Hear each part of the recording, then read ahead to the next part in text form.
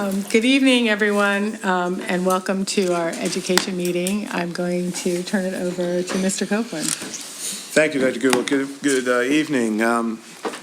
We have two presentations this evening. The first is a new course proposal for our high schools. Dr. Everslow, would you like to give an intro to that? Good evening, everyone. We'd like to welcome Dr. Leslie Pratt, our secondary humanities supervisor, and our social studies department chairs from our two high schools, Mr. Chad Hannaberry from Lower Merion High School and Dr. Paul McKenna from Harrington High School, who are with us to share a course proposal to add to our program of studies, AP Human Geography. So I'd like to welcome our three guests this evening.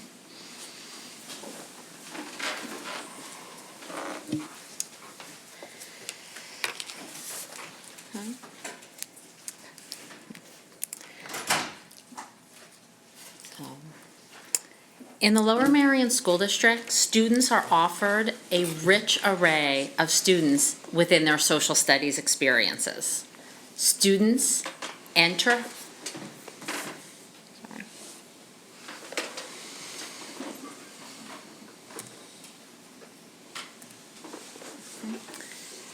Students enter high school, and during their 9th and 10th grade years, they have the opportunity to participate in our Global Studies 1 and Global Studies 2 courses. In this departmentally recommended sequence, students gain an appreciation for thematic questions, and they have experiences that invite them to look at multiple areas of the world at particular historical moments. This narrative approach to social studies, which governs the Global Studies 1 and Global Studies 2 experience of 9th and 10th grade, develops the kinds of habits of mind, develops the kind of dispositional thinking skills that prepare students for more advanced experiences in our AP courses. It's in this spirit of intellectual questioning that we bring to the board the proposal for an additional AP course, AP Human Geography, to be added to the already robust and rich array of social studies courses that are abundant to our students. To speak specifically to this course, we have two department chairs, one from Lower Merion High School and one from Harrington High School, who will share with the board specific information about this course. Without further ado, our first department chair. Thank you. And there are the arrows. Hi, I'm Chad Henneberry. I'm Department Chair of Social Studies at Lower Merion High School. And today I'm going to talk a little bit about how this course fits into our program of study, as well as some of the major themes of the AP Human Geography course.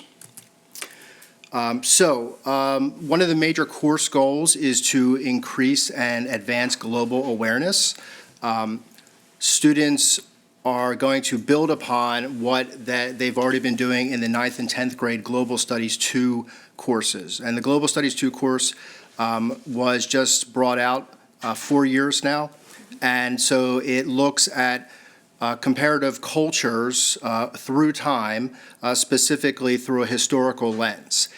This will add upon that as an elective in the sense that it really integrates well with that unit of study. It looks at not just historical developments, but how the landscape of the area shapes the cultures that develop there, and in turn, how the cultures shape the landscape itself.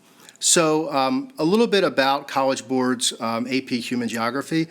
There are 6 major themes, and I'll bring you through each one of them and tell you a little bit about each. The first theme is geography, its nature and perspectives. This goes beyond simply knowing the location of places and peoples, some of what they would have already received in the Global Studies 1 and Global Studies 2 courses, but more looking at the changing location of industry, looking at economic development patterns, looking at evolving human settlement patterns, specifically urbanization. Under this theme, in this unit, students might use and interpret maps and spatial data. They might apply mathematical formulas, interpret models in order to better understand the world from a spatial perspective.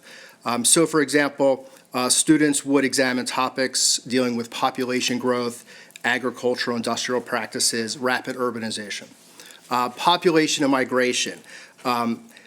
This is where students would make sense of cultural patterns and political organization of space. So, for example, students may analyze fertility rates and age-sex structures, such as population pyramids, across various countries.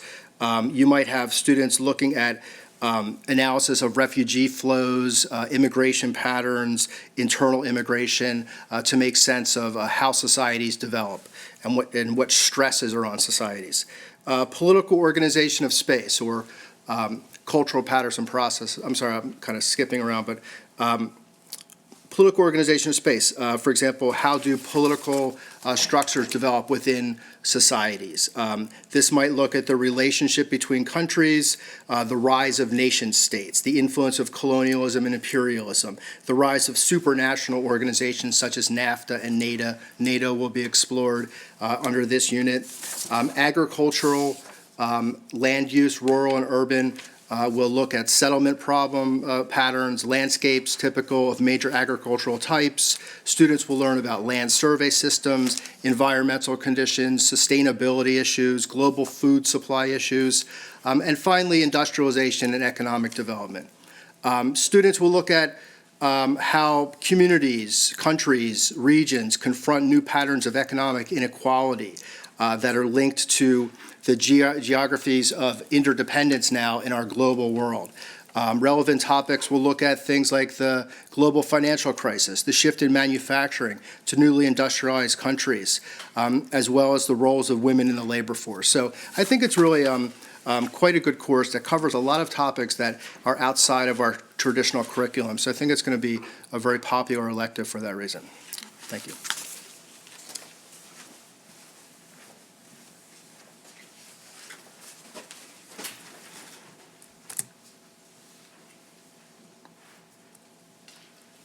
Hi, folks. I'm Paul McKenna from Harriton, and I'm going to focus specifically on the skills. So if you're in this class, what are students going to be doing? And you'll see, obviously, students will be working with maps. They just won't be working with maps. They'll be creating maps, and they'll be analyzing geospatial data and creating geospatial data to pose questions and offer solutions to problems that they identify. Geospatial data, by the way, refers to any information that has a geographical component to it. So think of a simple map with physical and human features, or something more complicated like satellite imagery. In terms of scales of analysis, students will be looking at how phenomena at, say, a local level, residential development in Lower Merion, is reflective of social, economic, political, and environmental factors in that community. And that scale can be expanded. So depending on the focus of inquiry, that scale might be expanded all the way to the global level, or it might be contracted to look at a street or a chunk of green space in a neighborhood. Again, it depends on that area of inquiry. In terms of regionalization and globalization processes, students will go beyond just describing a space, but will use those themes, those ideas of regionalization and globalization to explore our relationship with the environment and our relationship with each other in terms of the environment. And finally, at the crux of the geography course is to focus on those interconnections among places. You know, how does what's happening in one place impact what is happening in another place, and what does that say about us as human beings in terms of, you know, how those processes are unfolding. How will students apply these skills? They'll be using maps. They'll be using geospatial data. They'll be creating this data. They'll be displaying this data. Where are they going to get it? Out in the field. So it's a really important component to this class, is actually getting out in the community. And by extension, those field experiences, there'll be projects and assessments tied directly to those field experiences. So a project, you know, that you might see students engaging in would be, they'd use, say, Suburban Square in the adjacent neighborhoods as a classroom. And they would explore how that commercial development is impacting those established residents. They'd create data. They'd interview township officials and residents and such. Opportunities. So specific to the strategic plan, what does this course offer? In terms of redefining success, the project-based component of the course offers different expands assessment protocol. So yes, this is an AP course. Students will be sitting down for an AP assessment, paper and pencil test. But beyond that, students will also be involved in these field experience and these project-based learning. In terms of the transformative nature of the curriculum, it's transformative on a lot of levels. In terms of student choice, it's transformative, but also in terms of integrating the horizontal and vertical integration of curricular experiences.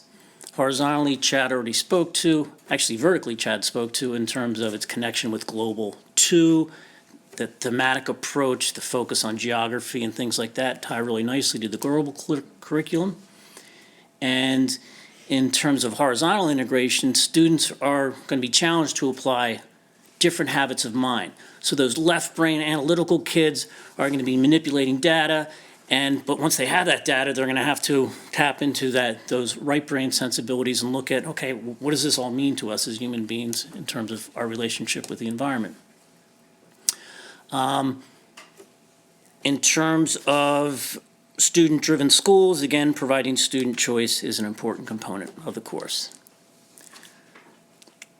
Increase access to AP course options. So it's another AP course in our catalog. So students who, again, might not traditionally find themselves taking a social studies elective may be drawn to this because of that science, math orientation, that environmental science orientation may be real attractive to some students.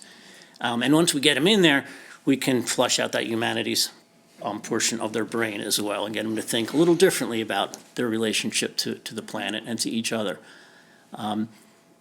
Embedded guaranteed field experiences, again, it's not just for the students, but I also see this as an opportunity for the school, to introduce ourselves to the community. What are these kids doing wandering around? Well, this is what we're doing. We're doing exciting, cool stuff. So that's an opportunity as well. Interdisciplinary, again, we spoke about that. It complements other courses, the AP Environmental, it complements certain math courses, and of course it complements our ongoing social studies offerings. Challenges, the master schedule is a complicated system, so whenever you add another moving part to it, there's challenges there. That's not unique to AP Human Geography, that's unique to any course that's newly being offered. So both at the building level and then at the department level, there's some challenges, and we'll address them accordingly. Thank you.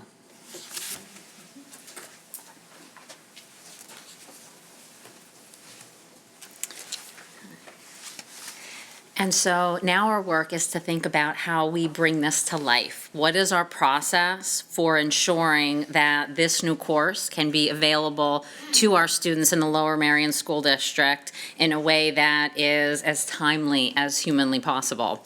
And so in light of that, we just wanted to share with you, this is a timeline of the work. And so in January, we had pulled together some culminating research and work that we had done specific to exploring AP Human Geography as an addition to the program planning guide. Additionally, course selection information was shared with students with the caveat that it's pending board approval. And the reason that information was shared with students is students begin thinking about their courses in January, and course selection is actually happening in this exact moment. And so if we were able to get this course approved by the board, we wanted students to be able to have access to this course for the upcoming school year. Today, in February, we're presenting the new course to the board for formal approval. During the spring of 2018, so in the upcoming months, we'll be investing time in curriculum writing as well as formalizing resource selection and adoption. And right now, the AP Human Geography team has been thinking about the Rubenstein text as a central core text, as well as an ancillary text by a man named Kubi. But there'll be additional work to formally adopt and propose those texts, and that will happen in the spring, in the hope that when the new fiscal year begins in July, that we will order those texts and resources as soon as humanly possible so that they are in the possession of teachers and students at the start of the academic year. Over the summer is when College Board training will take place for teachers. All of our teachers in this district, not just those in AP Human Geography, but all AP teachers in the district undergo formal College Board training when they teach an AP course. And all of our AP courses are vetted by the College Board. And then we hope for full implementation of this course at Lower Merion High School and Harriton High School beginning fall 2018. To support this work, these are the anticipated costs to bring AP Human Geography into the school district. And AP Human Geography is something that we see as an investment in our students. And so the cost to train 2 AP teachers, one at Lower Merion who will be new to the course, and another AP teacher at Harriton High School who has taught the course previously, actually has some pretty masterful experiences teaching the course in some of its first incarnations in a different school district. He would receive a refresher training. The cost to train those 2 teachers is $6,000.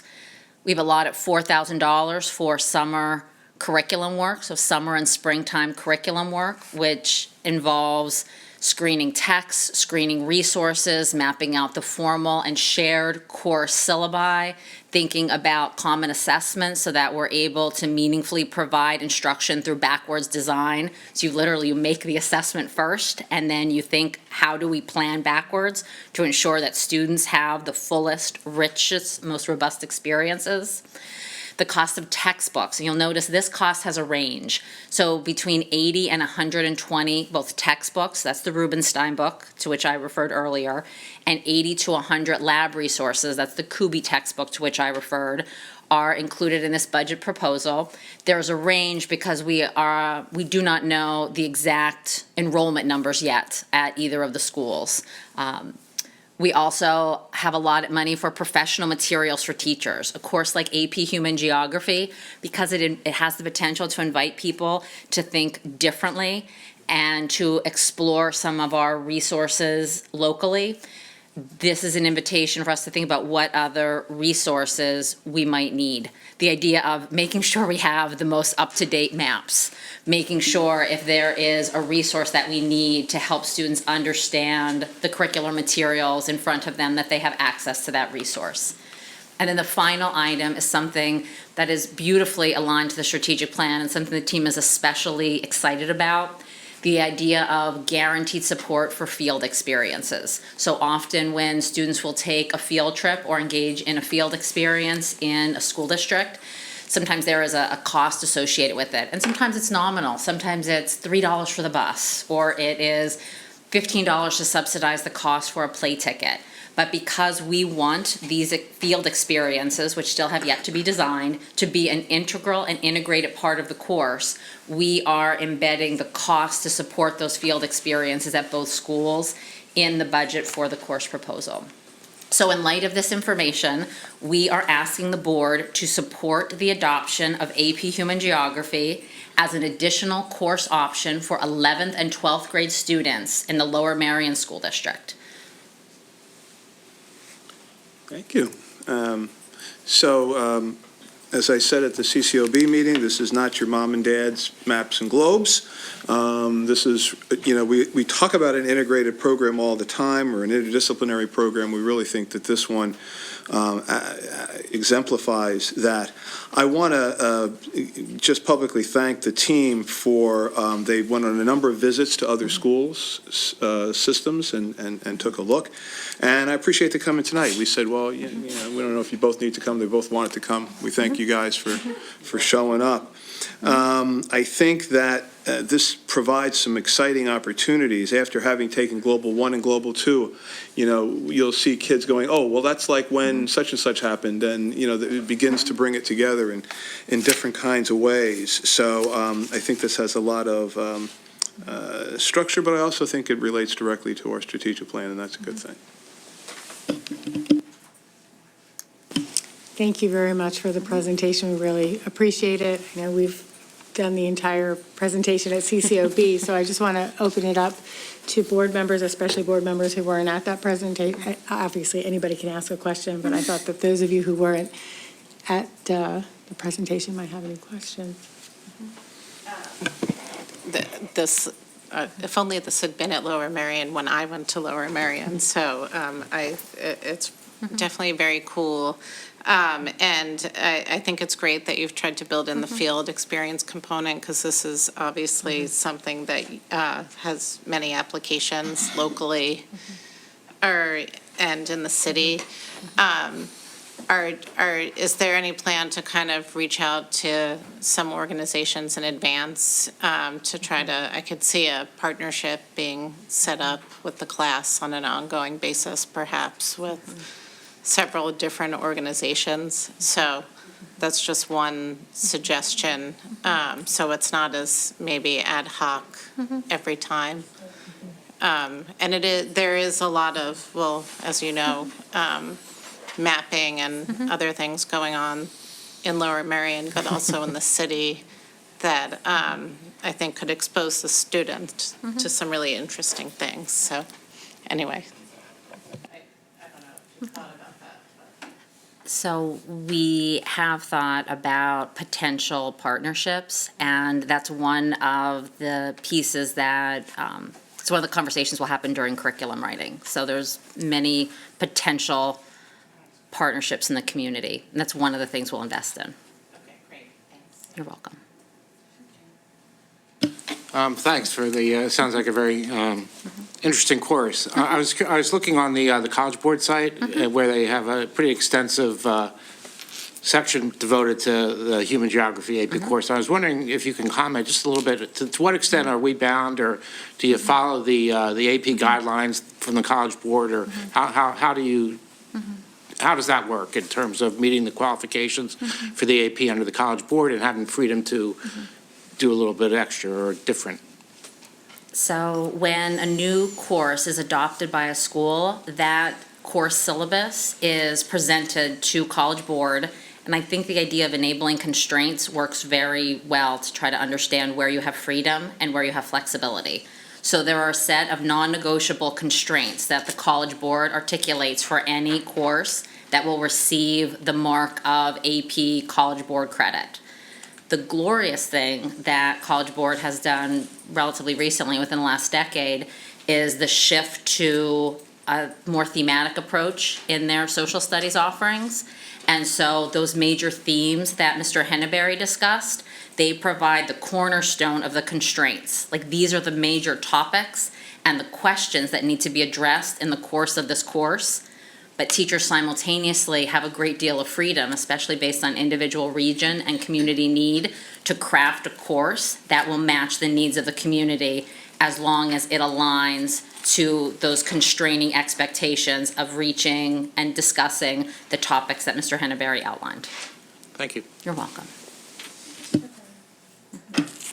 Thanks. I just want to ask a question I asked earlier, just to get it out there. Can you talk about the profile of a student who'd take this course, and a little bit about the accessibility of it for maybe some of our students who don't ordinarily take an AP course? So the typical profile of a student that we believe AP Human Geography will attract is a student who is interested in thinking in interdisciplinary ways. It's also a student who is interested in some of the main questions that the social sciences raise for us, but might not feel themselves quite as comfortable in kind of a straight-up history course. So in something like AP US History. And so this is a student who might be pulling ideas from different disciplines. So someone who is pulling a knowledge from their science course, like they saw interesting questions or heard interesting questions in AP Environmental Science and are thinking about the social science side. It is someone who is seeing themselves as a math science student and might be interested in statistics and patterns and thinking, how can I use that interest to fill my humanities side? So this is a course that, in terms of the accessibility of text, the Rubenstein text is an accessible text. The questions scale up and down to be PhD level complex questions of our society. they're also the kind of echoing questions that we have every day as we live in the world. So the course creates opportunity for a wide range of students, many of whom might not see themselves as a typical AP student. Right, and that I think that was where I was getting, I mean, 90% or so of our students go on to higher education from, but not 90% of our students Correct. take AP courses. And this might just open up the opportunities a little wider than what we already have.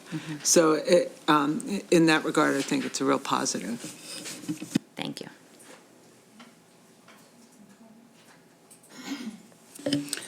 Thank you for all that you've done. I just was wondering, textbooks are almost like cars. As soon as you drive them off, they're, being depleted. I was wondering, with the textbooks that we're going to be buying, as you go forward, will they be obsolete and we will have to constantly repeat within a couple of years?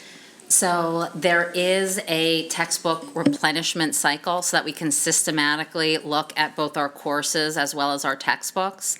The nice thing about the Rubenstein text, which is the text we are leaning towards right now, is compared to other social studies textbooks, it is not particularly expensive. Some social studies textbooks, on average are $250. These texts are kind of on the lower end of that range. The textbooks, because they're thematic and because they have echoing questions, we believe that they will sustain the work of this course through the 6 to 8 year cycle until this course comes back up for reevaluation before the board. So we don't anticipate, aside from potential enrollment growth, needing additional books.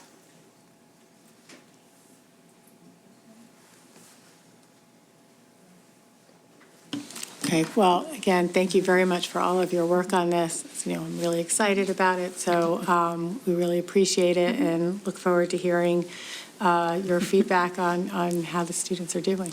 So thank you. Thank you. Yes, thank you, guys. Our next presentation is for Mr. Driscoll. He had asked me a question during the candidate process, and he said, how do you work with principals? So this is going to be your answer, Mr. Driscoll.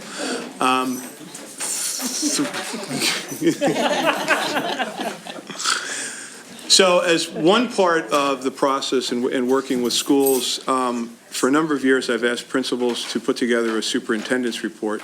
Superintendent's report is done 3 times a year by each school. It's loosely, and I say loosely because it's my interpretation of some of the work that was done by Effective Schools Movement, by Edmonds and Lazat. And principals are asked to look at 6 areas. They're asked to look at the assessments that teachers make. What kinds of tests do they give? Assessments do they make? What do you notice when you go about the school in terms of observations, both formal and informal? How do you look at the design of lessons? And then how do you take that and turn it into on-site staff development? And we also ask them to look at tests that go on that are district-made or periodic benchmarks tests, and then how do the PLCs respond to those for students. So this is the 3rd year that the Lower Merion principals are doing it. I am really pleased at the effort and the hard work that they put into it. And so over a period of time, we'll have the high school tonight, some middle school representation and elementary representation, just so you can get a sense as to some of the behind-the-scenes work that's being done. With that, I, with some trepidation, turn it over to Mr. Hughes. It's always an honor, great one. Happy Monday, everybody. So thank you very much for allowing Mr. Weinstein and I to make a presentation tonight on the superintendent reports. And as I've said in previous meetings with this, I might be the only time when an employee gets up and says how much they like to do a report and present about it. So what we wanted to do tonight, it was just kind of give you some background information and talk through some major some components of it. So we wanted to give you the background. We want to talk a little bit about the why and how it's kind of came to be, the expectations that the principals will go through and have gone through, the components, as Mr. Copeland had talked about already, and we're going to provide you with some examples of each of the components, or at least 4 or 6 of the components, and then just kind of the outcomes, where this it has been heading. So let me give you some just background from my perspective, doing this for a while, is some of the information you'll hear us discuss tonight is not information that is relatively new in what we've been doing.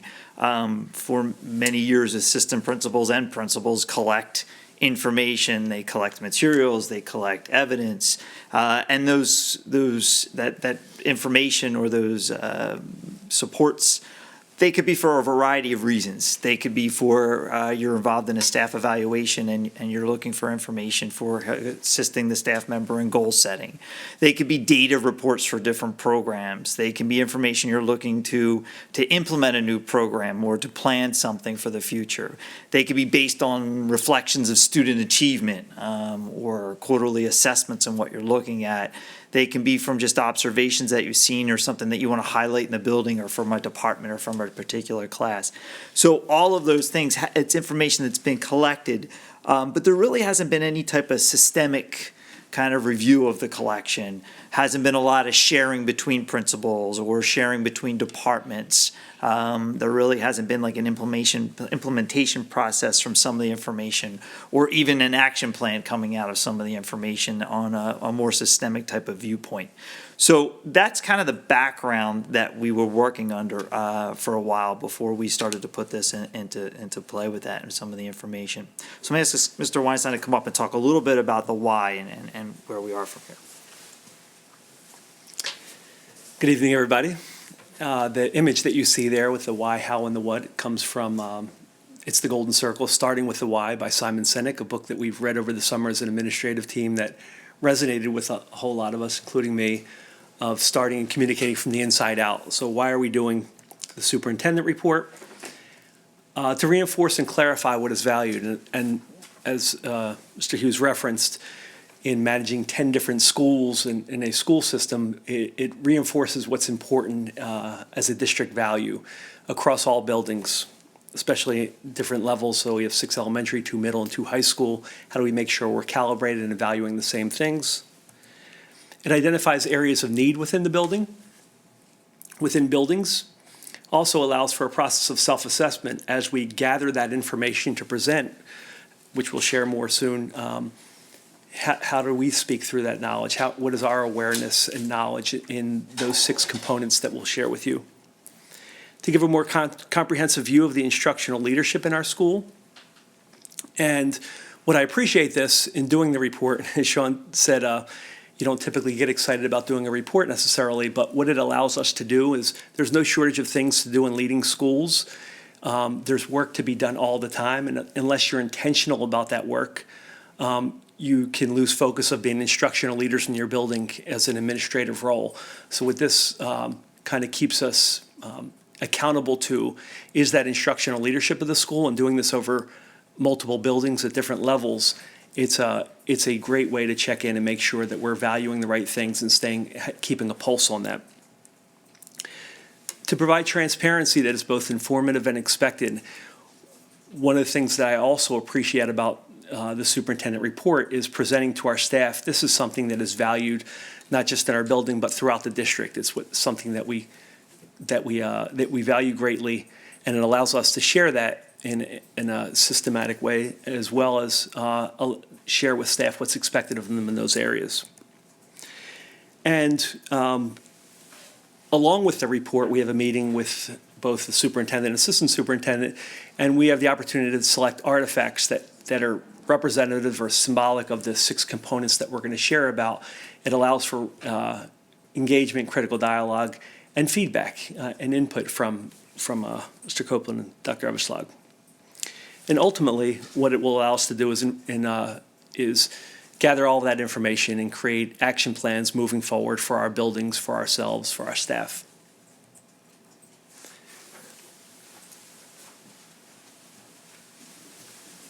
So to talk about a little bit, talk about the expectations that each of us have. The meetings take place quarterly between the principal, Mr. Copeland, Dr. Everslag, and when we have these meetings, It's a report that is shared, and evidence as data is shared, is reflected upon the six major themes or six common topics surrounding our educational beliefs and areas that we can show examples of. So we provide teacher artifacts, evidence, and student artifacts and student evidence, and those kind of lead the discussions that we will have during that time period that we're together. And they can be from examples of positive things to examples of areas where we need to have some improvement or areas of connections. We also share feedback that we've given, or feedback that a department chair has given, or feedback that a supervisor has given, or feedback that teachers have given to each other, or even feedback that students have given to teachers, and vice versa at the time period. Like I said, we share these reports out quarterly. Matter of fact, we're into the second quarter stage right now, so all the principals over the next last week and the next couple weeks will be sharing these out coming up. And then at the end of each meeting, we kind of look through and come up with, is there trends? Are there themes? Is there connections between the principals, for example, Mr. Weinstein and I, we constantly talk about the reports and what are in them for each high school. Are we sharing common themes that we're seeing within the disciplines? Are there any action steps that we can look at together when there's professional development coming up? Is there areas that we can, work on or bring to the table for our teachers that she can share both buildings? So that's constantly the themes and the expectations of the report is to identify those things. And those are also areas and needs that we would look at these meetings, and that would lead to maybe further discussions with the curriculum supervisors or, technology or areas that we would see further assistance in. So Mr. Weinstein's going to talk about the 6 different components, and then we're going to kind of go back and forth and just share with some examples that we've given from each of our reports. This slide is actually a slide from that I know Mr. Hughes and I have used at our faculty meeting, demonstrating transparency that we share with staff. Mr. Copeland started the presentation talking about the 6 areas, and I'll reinforce that we will give examples in 4 of these in assessments, observation, lesson design, professional learning, benchmark assessments, and PLCs. For those watching the presentation, PLCs stand for Professional Learning Communities and are a really important part of our work at all levels. What that means is our teachers meet together that teach common content area and make sure that when they teach a course, for example, if multiple people taught AP Human Geography, we wanted to make sure that we have the same outcomes coming into the course. So I like to give the example that if I had twins or triplets and they went into 3 different classrooms, they're not getting 3 totally different experiences. So our professional learning communities is our intentional way of allowing for collaboration time to make sure we're working intentionally around student learning and making sure we're going to the same outcomes. Assessments, so the examples that we'll give are the actual prompts that are given to us that we share at our meetings. The first one is about assessments, and we provide a minimum of 3 up to 6 examples of student work based on of an assessment that we choose to share. And we categorize this student work in exceeds expectations, meets expectations, and does not meet expectations.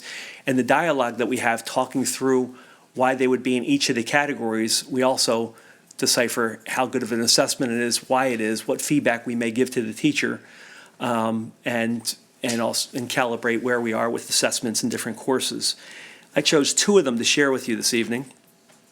The first one comes from our Global Studies 1 course, which is taken by 9th graders, and that's an example of an annotated map that one of our 9th graders did in the class. The purpose of this particular assessment, in part, is to assess the student's ability to present a claim, support it with evidence, and cite sources. These annotated maps are created 3 times throughout this course with increasing levels of rigor. For example, the first time that a teacher may give this, they may give the class the claim and ask them to support it in certain ways and cite your sources. And as the year goes on, the level of rigor will increase in a scaffolded type of way till they're eventually creating their own claim, making their own thesis, and supporting it in their own way. You will see this work appear later in social studies class. I actually heard it in the AP Human Geography presentation that they're going to be working with maps. It certainly will be back in AP US History and our US History courses. So it's students engaging in our social studies class by annotating maps, showing how geography interplays with our history and how that has come about.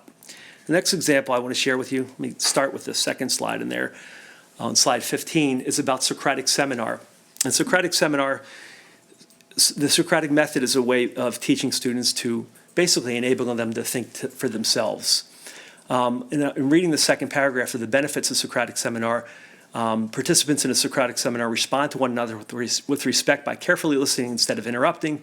Students are encouraged to paraphrase essential elements of one another's ideas before responding, either in support or in disagreement. Members of the dialogue look each other in the eyes and use each other's names. This simple act of socialization reinforces appropriate behaviors and promotes team building.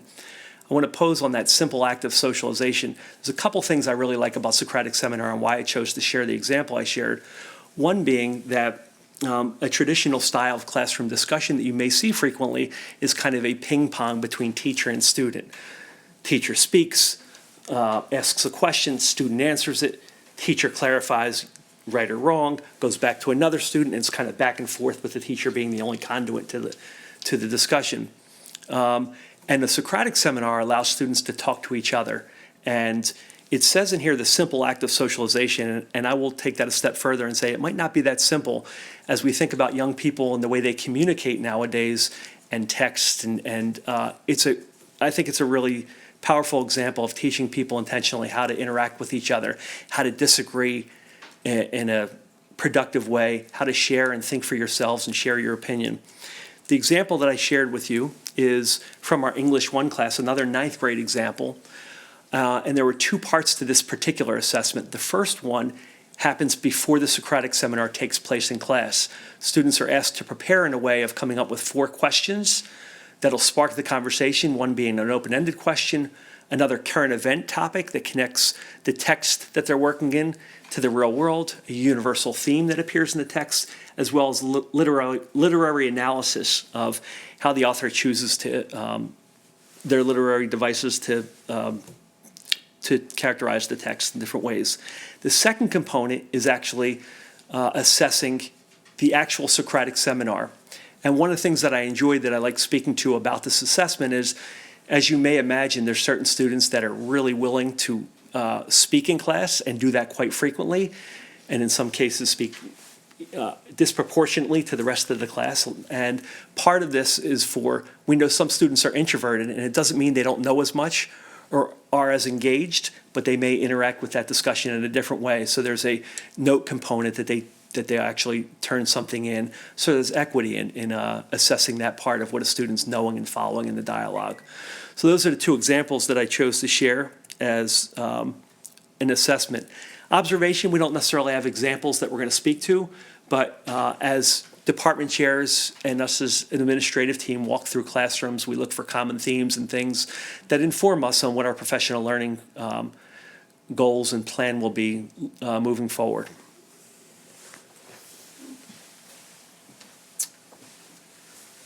So lesson design, another component that we look at. And in this area, we're looking for authentic lessons. We're looking for lessons that have been developed through a PLC process for the professional learning communities. Some things that has been developed over some time and reflected upon. So the 2 I picked most recently, I've had the opportunity to be working with the chemistry teachers this year and with some of the English teachers, and I'll share in a second. So this was something that was developed back in August and September. The group of LM and Harrington chemistry teachers got together and said, we want to do something that's a little bit more authentic, and we want to incorporate Halloween into this. So what they had done was, and I can speak from Lower Merion over here, but I know the experience was very similar at Harrington. They had 5 stations up here. So no matter if the chemistry teacher had a class or not, they ran for each set of that day. All 5 classes over here kept running, and you went from class to class to class.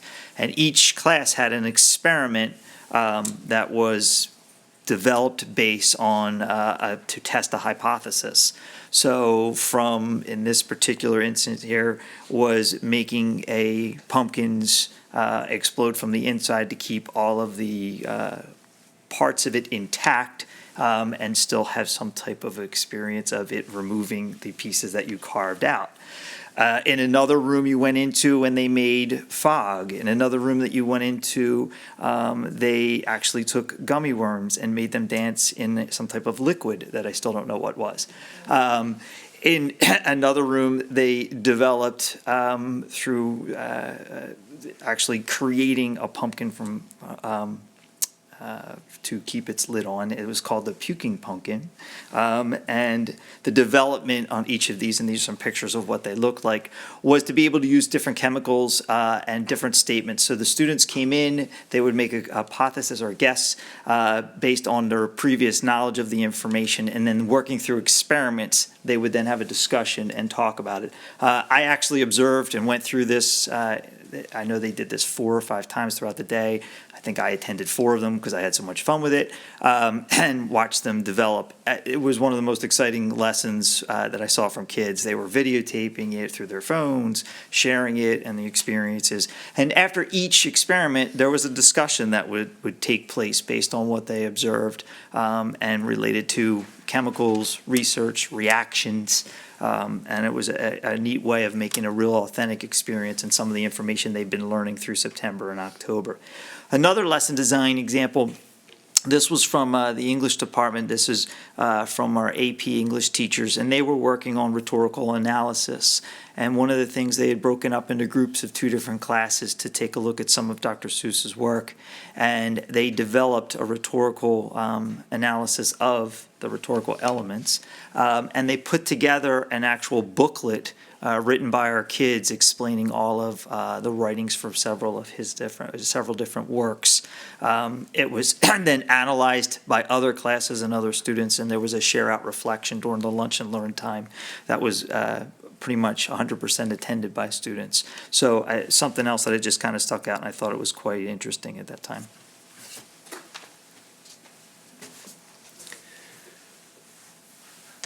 So the professional learning section, our schools look at our local needs with regard to professional learning. The image that I shared with you is something that we've both shared before with staff. The process of the report is to inform our school-wide professional learning needs, professional learning priorities, what I call the proverbial tool belt of professional learning. So the list on the right with Blackboard and PLCs and literacy across the curriculum, the Marzano 9 assessment, which is a major focus this year, our ongoing work with cultural proficiency, our grading practices, and of course, with our strategic plan, our transformative goals. Some of the people in that tool belt were experts that we use in our professional learning. This year, the work of Rick Stiggins. We have Dr. Stevenson that's working with our care committee, and all of our schools are engaged in that. So what the proverbial tool belt means is we may not focus on all of these in each professional learning day. For example, last year, the Marzano 9 was part of our PRP, where every teacher in the school was given professional learning in that area, and that's an expected area that our teachers would be using in their classrooms when we come in. 9 research-based strategies that help students learn.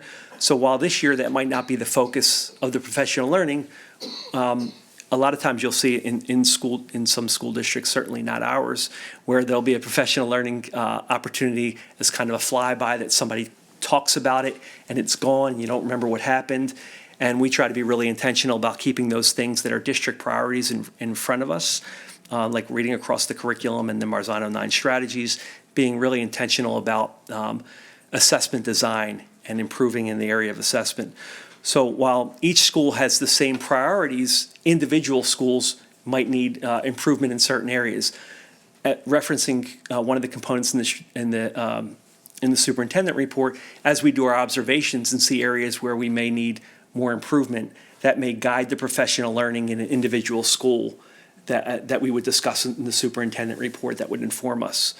And what that tool belt means is we expect when we go over these things, all teachers have the tools to be able to use these things. And while that might not be the focus of a professional learning day, say this coming Friday or so, that's something that we're reviewing different points and making sure that when we're going and observing lessons and giving teachers feedback, that we're bringing those things up so they stay relevant in our classrooms.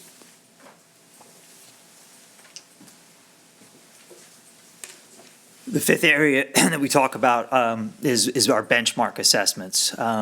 And this, I'm not going to provide you any examples of this, but just to kind of give you an overall view of it, it would be an assessment that we give, for instance, in biology, we give what we call quarterlies.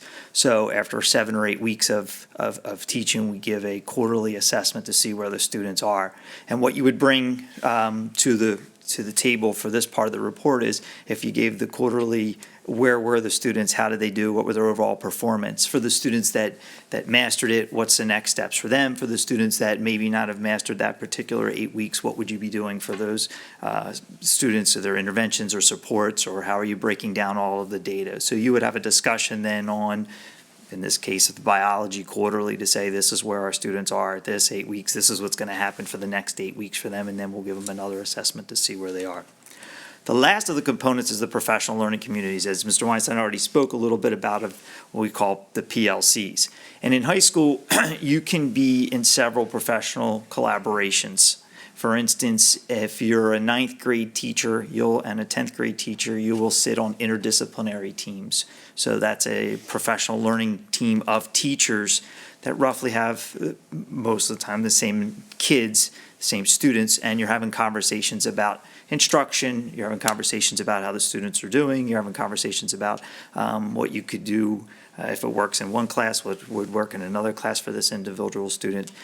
The teachers also sit on content PLCs, which in the case would be the 9th grade English teachers. Once in a 4-day cycle, they'll have 55 minutes to meet and discuss. And theirs is also, they discuss instruction. They also could discuss if there is a larger assessment. All of the PLCs revolve around this cycle that I have up here. And there's 4 major questions they're always looking at. What do we want students to learn? They're the non-negotiables, the real learning targets that we want every kid to hold that experience. What do we know if they've learned it? When will we know, and how we know they learned it? What do we do if the student doesn't learn it, and what do we do with the student who already knows it and is moving on? And they're the discussions lots of times both content and interdisciplinary PLCs have. So here's just an example of something I've shared at a recent report. For our 9th grade interdisciplinary teams, they have an intervention chart that they follow. If a student is not doing well, what are the tiers that they would follow in terms of giving them and providing them support, from just simple discussions to phone calls home, to bringing in the parents to meet with all the teachers during the school day, to what are some instructional strategies that might work in one class and then work in another class that they would follow. Another example is, this is from our 10th grade English teachers. They created a survey that they gave recently at the end of the first quarter to the 10th grade students to find out if the English teachers' feedback on 2 or 3 of the major writing components that they had in that quarter felt were effective by the students, and if they should change anything or do anything differently. So all 5 of the 10th grade English teachers had sent this out and asking for student feedback at the end of the quarter. They created the questions in their PLC, and then they will review the answers to come up with how they would change any of their methods for the second quarter. Another example of this is a world language. The PLCs in the different world languages, French, Spanish, and Latin, have created an assessment review organizer. So as they give each assessment from the teachers, they spend time on a PLC time to review the assessment. They review the results, why it was implemented, what were the outcomes, how students did, and they call these their assessments or observations and they do it for each quarter and as many assessments as they feel needed to respond to. And then they kind of keep track and will have that for following years. So each of those examples just show you what you would kind of present at a super report, and what are some of the outcomes from this process. So we're in year 3 of the process right now, and it has been developing over these 3 years, and it has created a more systematic and a more systemic view. One thing right off the bat, there's a lot, it's consistent terminology now. We have 6 areas that we really are our non-negotiables. They're the things that we're always going to be talking about, from within departments to single teacher to contents to all the way up to administration and the connections we have with our curriculum supervisors. They've provided a lot deeper reflection into curriculum and have kind of led us into staff development. As Mr. Weinstein pointed out, we use that tool belt analogy all the time. We're constantly thinking, how else can we add more things to your tool belt, that you have that ability with all the various learning styles of our students to make sure that you have something to use to make them to make it effective for them. It's allowed us to review and analyze programs. We've also identified patterns in student achievement. Another part of this that I've actually really enjoyed is now, as these are becoming developed and we've asked people and we've looked at stuff, and there's people are starting to say, hey, listen, would you mind adding this to their superintendent report? This was something we did and I had a really good outcome, and I think I would like some other people to learn about this. It's a good way for us to highlight some of our student work. It has totally, over the last 3 years, so many prototypes have come out of this work. Its connections to the strategic plan that we've been following up on and diving into even deeper, just thinking how we're doing. It's as I said, informed professional development, and it really has been a big driving force in a lot of our action plans. So that's from a high school perspective. I think, not just from a high school perspective, I think all 10 principals would tell you the same thing if you look at each of these outcomes.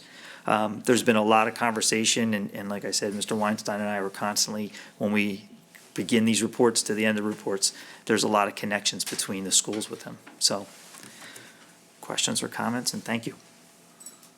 Thanks, guys. Sure.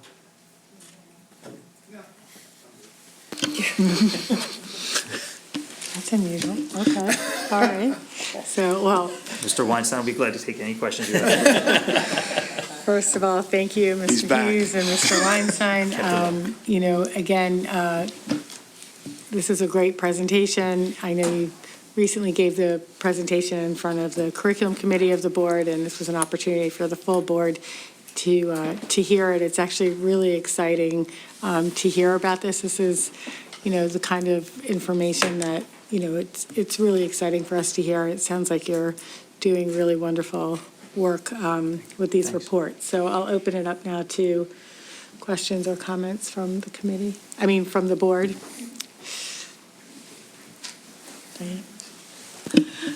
Thanks, guys. I appreciate the presentation. Again, it's a question I asked at the education meeting or the curriculum meeting that I just want to emphasize again. The examples that you showed, for the most part, looked pretty amazing stuff was going on.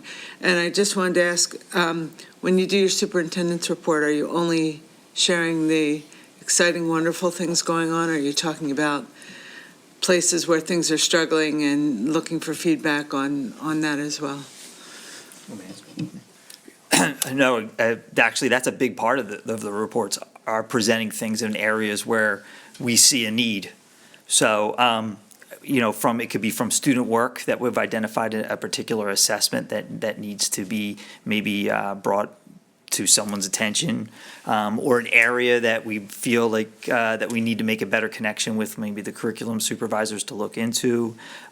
We bring examples of prototypes that we thought might be, the idea was good, but the actual outcome was not so good. So, and this is a place where you would have these reports are where you do have those discussions.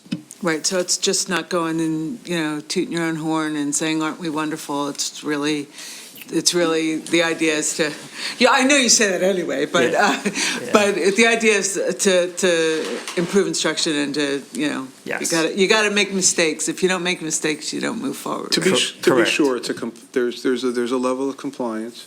The principals go out and they look for examples of these various things, and part of their task is and part of what Scott and I do is say, do you know what a good test is? Do you know what good lesson planning is? And we have a debate about that, or a discussion about that, or some conversation about that.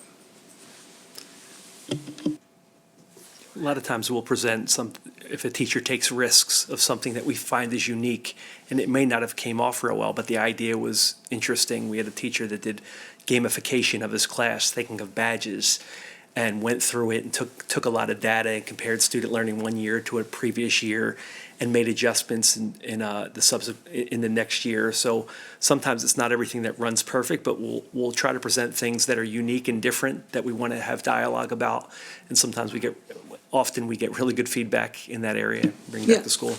I think that's really exciting, because one of the things we talked about when we did the strategic plan was we wanted the teachers to take some risks, but we wanted to know that they were supported through that risk-taking and, to learn from it so that it's positive results. So it's very exciting to hear that that's actually happening now.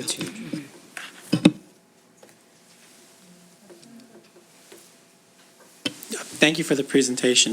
My question is maybe not fair to you guys, but looking backwards and forwards. I'll give that to Scott. Is like, well, in a sense, I mean, I'm going to vastly oversimplify, but middle school is kind of designed to get students ready for high school. More than that, your high school is designed to get kids ready for college and life. So in a sense, feedback, how are you guys looking down a level to middle school? Like, how is that working?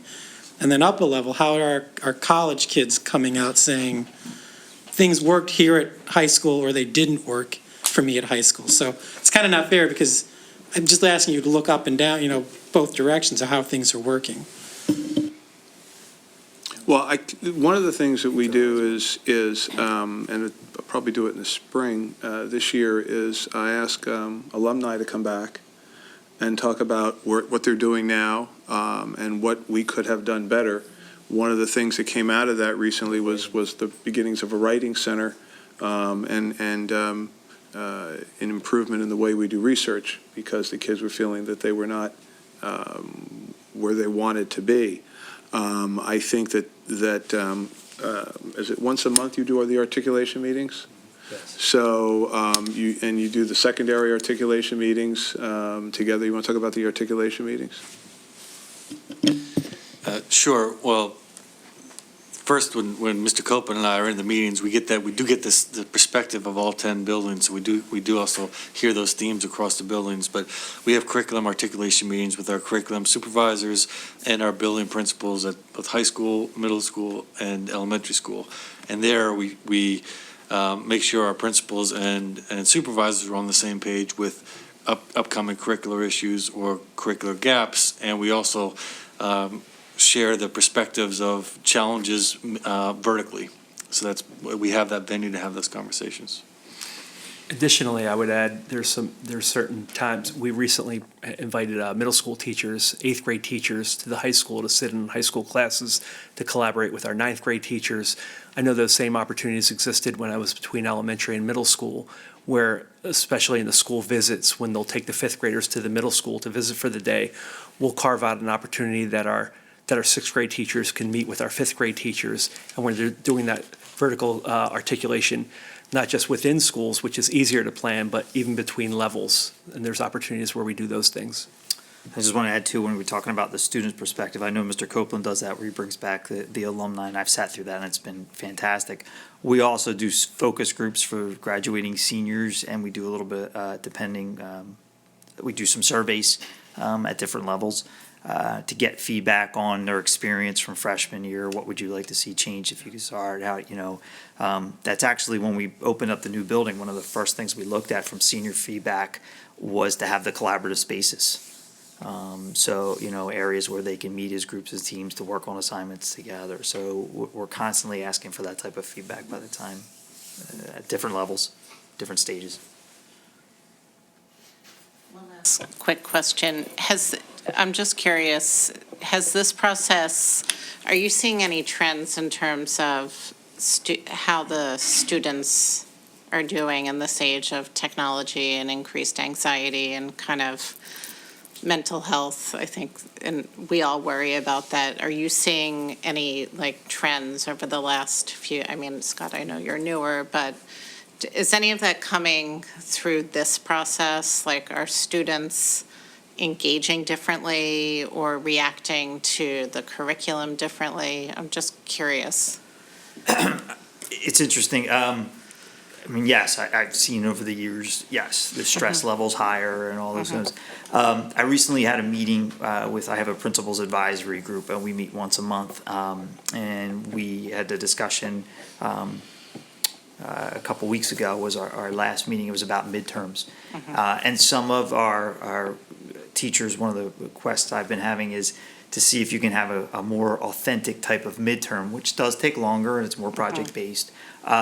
And the feedback from the kids was, yes, more time consuming, but not as stressed as cramming for everything into one night of a test to take that. So I think from these reports, we're really taking a look at our assessments right now. And we spend a lot of time on professional development, and we'll continue to spend time on professional development to make that work more meaningful to kids. The stress level, I mean, there's a lot of components to that. There's a lot of issues to that. Yeah. And some of it is student created, some is parent created, and some is Society school created. and society Right. created. So, But to be fair to your question, I would think that they're collecting this data. That's not really what they're getting Yeah, out of of course. this. I but was yeah. just curious. Okay, thank you.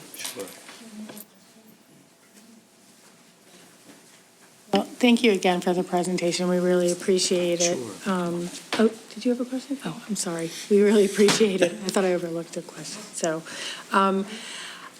this is the time where I ask if anybody in the public would like to speak, and The public basically works for me, and I'm telling you, they're not going to speak. they're not going to speak. So again, I just want to thank everybody and have a good evening, and we're adjourned. Thank you, guys.